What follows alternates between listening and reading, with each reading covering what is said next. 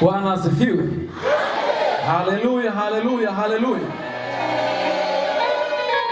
Basi tuendelee kumshukuru Mungu kwa ajili yenu. Mungu awabarikini sana. Sasa mimi leo wapendwa, sina mengi sana ya kusema, lakini niseme kwamba kidogo tu kwamba namshukuru Mungu kwa wapendwa ninyi kuja kwenu, lakini pia na Wakristo wote kwa ujumla. Mimi nimefurahi sana kuja kwenu, na tutaongea mengi sana baadaye, lakini kwa sasa niseme kwamba mimi nimefurahishwa sana na ibada hii, na kwa sababu mmekuja basi tutaimba sana, tutamsifu Mungu hapa.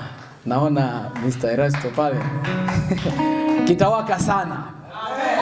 Kwa hiyo kama kitawaka basi tujiandae, tuwe na furaha wapendwa, tuchangamke, tucheze pamoja nao. Wageni wetu wamekujia sisi, sherehe hii ni ya kwetu. Na kama tunavyojua kwamba sisi kwenye kanisa letu hatuchelewe kuifanya sherehe, na leo tumejiamulia jambo na jambo tuliojiamulia ni kufanya sikukuu tena. Amina. Basi na tuendelee kusemea pale angalau kidogo swala la jubilei.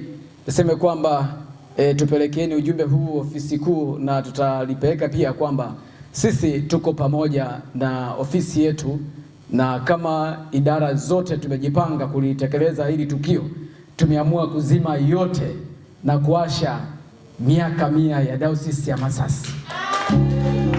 Na haijalishi tuna miaka mingapi, yaani haijalishi mimi na miaka 36, 5, 4, yoyote ile niliyokuwa nayo 29, 30, yote niliyokuwa nayo, lakini haijalishi.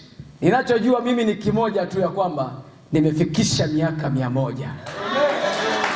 Haijalishi na miaka 5, 6, lakini ninachojua mimi ni nini? Nimefikisha miaka 100. Lazima nitazima yote, niwashe miaka 100. Nataka niwape mchongo mmoja kwamba swala letu la miaka 100 ni swala ni la Mungu mwenyewe, si ndivyo? Kama ni swala la Mungu mwenyewe, mimi niwapeni hili dili kwamba twendeni tutafute sadaka ya agano la miaka 100 katika familia yako. Mwambie Mungu, naandaa sadaka yangu ya agano kwa ajili ya miaka 100 ya Dayosisi ya Masasi. Haleluya.